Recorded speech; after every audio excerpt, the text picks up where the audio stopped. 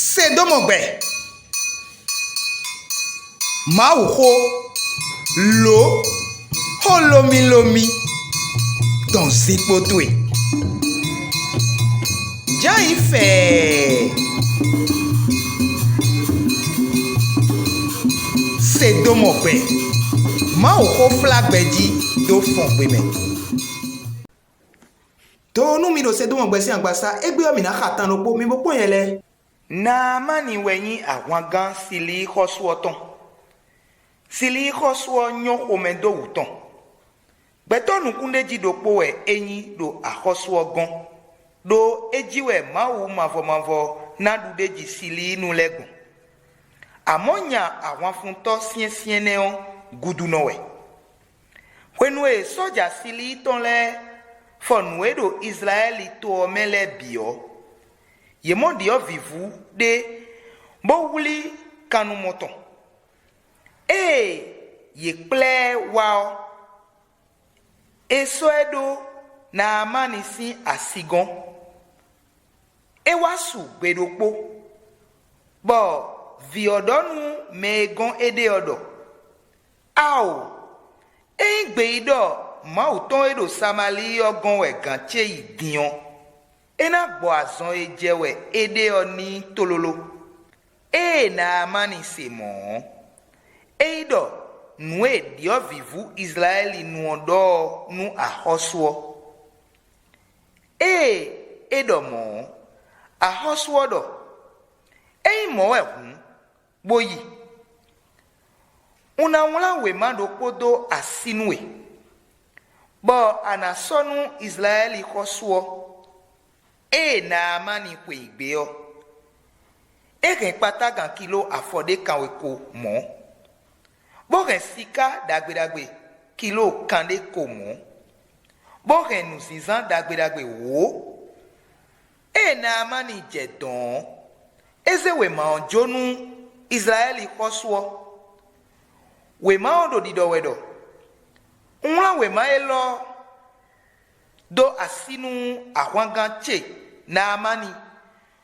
Bodo de khle wedo nyiwe sedo nu anagbo guduwe jewe ede oni. Israeli hoswo hawe maon.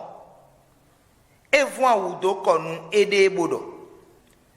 Mowe unyi bodo ache bona rume bolefon.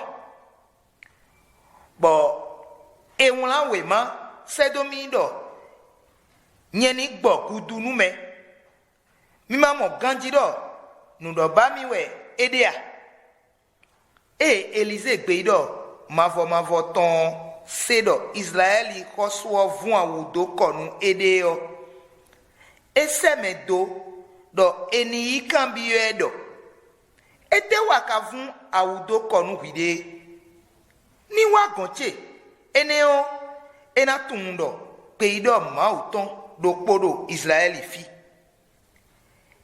eneo na amani so keke viton podo soton lepo boy note do Elise si hontogboji Elise semedo do eni ido nido yibo yin wide do judeto me azon tewe eneo guduto ena fio bo ana huzu memime na amani semo kome si bo edi dobodo nyedo lini wedo enaton bona wa konchi tanda bo ede suna yilo mavo mauton sinko lobona so aloton bon fie guduo gbonu mile bona gbo azonumi